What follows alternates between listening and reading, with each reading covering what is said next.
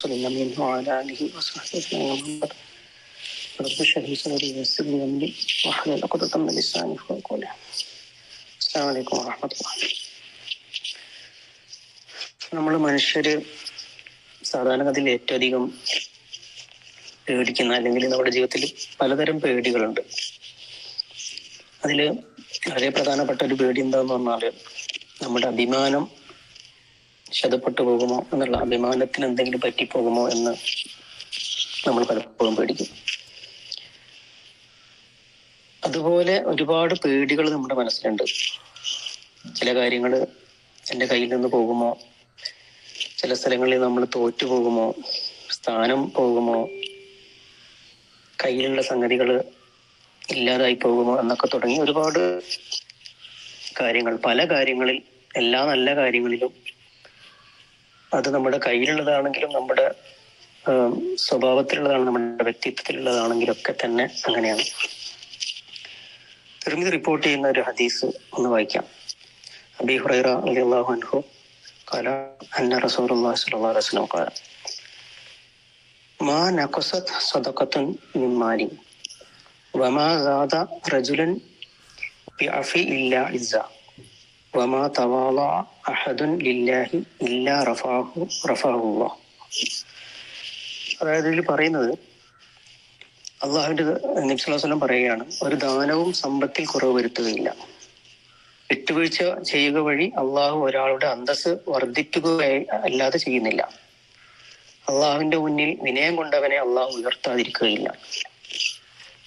നമ്മൾ സാധാരണഗതിയിൽ ഇവിടെ പറഞ്ഞ കാര്യങ്ങളെല്ലാം ഞാൻ സമൂഹത്തിൽ പറഞ്ഞതുപോലെ എല്ലാം ഇല്ലാതായി പോകുമോ എന്ന് വിചാരിച്ച് നമ്മൾ ചെയ്യാതിരിക്കുന്ന കാര്യങ്ങളെ കുറിച്ചാണ്. ഒന്ന്, ദാനം. അത് സദഖായിരുന്നു കഴിഞ്ഞാൽ നമ്മളെ കയ്യിൽ സമ്പത്ത് വേണം, എനിക്ക് എന്തെങ്കിലുമൊക്കെ ചെയ്യണം, അതുകൊണ്ട് അത് കുറഞ്ഞു പോകാൻ പാടില്ല എന്ന് വിചാരിച്ചിട്ടാണ്, ഇനിയും എനിക്ക് കൊടുക്കണം എന്ന് വിചാരിച്ചിട്ടാണ്, അല്ലെങ്കിൽ അത്യാവശ്യം ചെയ്യുമ്പോൾ എനിക്ക് ചെലവാക്കാൻ കഴിയണം എന്ന് വിചാരിച്ചിട്ടാണ് നമ്മൾ ചെലവാക്കാതിരിക്കുക. അതേപോലെ തന്നെ വിട്ടുവീഴ്ച ചെയ്യുന്ന സമയത്ത്, വിട്ടുവീഴ്ച ചെയ്യാനുള്ള ഒരു അവസരം മുന്നിൽ വന്നു കഴിഞ്ഞാൽ വിട്ടുവീഴ്ച ചെയ്യാതിരിക്കാനുള്ള ഒരുപാട് കാര്യങ്ങൾ നമ്മുടെ മനസ്സിൽ ഉയർന്നു വരും. ഒന്ന്, നമ്മളോട് മാപ്പ് പറയേണ്ട ആള് ഒരുപക്ഷെ നമ്മൾ വിചാരിച്ചതുപോലെ മാപ്പ് പറഞ്ഞിട്ടുണ്ടാവില്ല, അല്ലെങ്കിൽ മാപ്പ് തന്നെ അങ്ങനെ പറഞ്ഞാൽ പോരാ എന്ന് നമ്മൾ ആലോചിക്കും. അല്ലെങ്കിൽ ആ ചെയ്ത കാര്യത്തെക്കുറിച്ച് ഭയങ്കരമായിട്ട് ആലോചിച്ചിട്ട് നമുക്ക് ഭയങ്കര വിഷമായിരിക്കും. അങ്ങനെ പറഞ്ഞാൽ പോരാ, അങ്ങനെ വിട്ടുകൊടുത്താൽ പറ്റില്ല എന്ന് നമ്മൾ ആലോചിക്കും. അതേപോലെ മാപ്പ് പറഞ്ഞാൽ തന്നെ അയാൾ പറഞ്ഞ മാപ്പ് ശരിയായില്ല, അയാളത് ആത്മാർത്ഥമായിട്ടല്ല മാപ്പ് പറഞ്ഞത് എന്നൊക്കെ തുടങ്ങി, അല്ലെങ്കിൽ തുടർച്ചയായിട്ടൊരു സംഗതി ഒരാളിങ്ങനെ ചെയ്തുകൊണ്ടിരിക്കുമ്പോൾ എന്നൊക്കെ രീതിയിൽ. പക്ഷെ ഇസ്ലാമിന്റെ ഒരു കാഴ്ചപ്പാടില് പ്രത്യേകിച്ച് നമ്മൾ വിട്ടുവീഴ്ച പോലുള്ള കാര്യങ്ങളിലൊക്കെ നമ്മുടെ സ്വഭാവമായിട്ട് അത് മാറിയിട്ടുണ്ടാവും. വിട്ടുവീഴ്ച ചെയ്യുന്ന സ്വഭാവം ഒരു പക്ഷെ നമ്മളൊന്ന് വിട്ടുപോയിട്ടുണ്ടാവും. അത് വീട്ടിലായിരുന്നാലും നാട്ടിലായിരുന്നാലും ബാക്കിയുള്ള സംഗതികൾ എന്തായിരുന്നാലും നമ്മൾ ഇതുപോലെ ഒരുപാട് കാര്യങ്ങൾ ആലോചിച്ചുകൊണ്ട് ഞാൻ തോറ്റുപോകുമോ എന്ന് വിചാരിച്ചിട്ട് നമ്മൾ വിട്ടുവീഴ്ച ചെയ്യാതെ ആയിപ്പോയിട്ടുണ്ടാവും.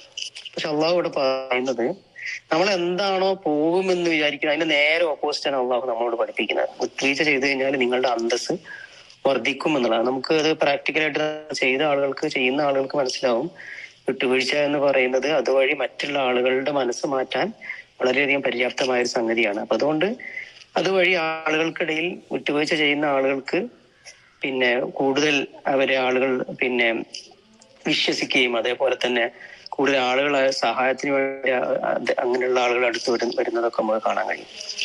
അതേപോലെ തന്നെ ഇവിടെ പറഞ്ഞ രണ്ടാമത്തെ ഒരു കാര്യം വിനയത്തെ കുറിച്ചാണ്. വിനയം എന്ന് പറയുന്നത്, നമ്മളെ തന്നെ വലിയ ഒരാളായി കണ്ടു കഴിഞ്ഞാൽ നമ്മളിൽ നിന്ന് താൻ പോരിമ എന്ന് പറയുന്ന ഒരു സംഗതിയാണ് വരിക. വിനയം എന്നുള്ള സംഗതി നമ്മുടെ കയ്യിലില്ലെങ്കിൽ ഞാൻ തന്നെയാണ് എല്ലാം, ഞാൻ തന്നെയാണ് ഏറ്റവും നല്ലത്, എനിക്കൊരു തെറ്റും കുറ്റമൊന്നും വരാൻ സാധ്യതയില്ല, അല്ലെങ്കിൽ എനിക്ക് അങ്ങനെ നോക്കേണ്ടതില്ല, ഞാൻ എല്ലാത്തിനും പോന്നവനാണ് എന്നുള്ള നമ്മൾ പറയാതെ നമ്മുടെ ഉള്ളിലുള്ള ഒരു ഫീലിംഗ് ഉണ്ടാവുമല്ലോ, അതൊന്ന് വരുന്നതാണ് വിനയമില്ലായ്മ എന്ന് പറയുന്നത്. അപ്പോ ഇങ്ങനെയൊക്കെയുള്ള ചിന്ത ഉള്ള ഒരാള് ചിന്തിക്കുക, ഞാൻ അങ്ങനെ വിനയം കാണിച്ചു കഴിഞ്ഞാൽ ഞാൻ ചെറുതായി പോകും എന്നുള്ളതാണ്. പക്ഷെ അള്ളാഹു പറയുന്നത് വിനയം കൊണ്ട ആളുകളെ അള്ളാഹു ഉയർത്തും എന്നാ പറഞ്ഞത്. റഫ എന്നാണ് ഇവിടെ ഉപയോഗിച്ച വാക്ക്, ഉയർത്തുക. അത് വലിയ ഉയർത്തിക്കൊണ്ടുവരും. അത് പല അർത്ഥത്തിൽ നമുക്ക് വായിക്കാം. അപ്പോ ഇസ്ലാമിന്റെ ഒരു പ്രത്യേകത എന്ന് പറഞ്ഞു കഴിഞ്ഞാൽ നമ്മൾ സാധാരണഗതിയിൽ ചിന്തിക്കുന്ന രീതിയിലല്ല കാര്യങ്ങളുടെ കിടപ്പ് എന്ന് അള്ളാഹും റസൂലും നമുക്ക് പല രൂപത്തിൽ പഠിപ്പിച്ചു തരുന്നുണ്ട്. നമ്മൾ ഒരു പൊതു മനുഷ്യൻ പൊതുവായ കാര്യങ്ങൾ ആലോചിച്ചുകൊണ്ട് ചെയ്യുന്ന രീതിയിലല്ല അള്ളാഹു നമ്മളോട് കാര്യങ്ങൾ പറയുന്നത്.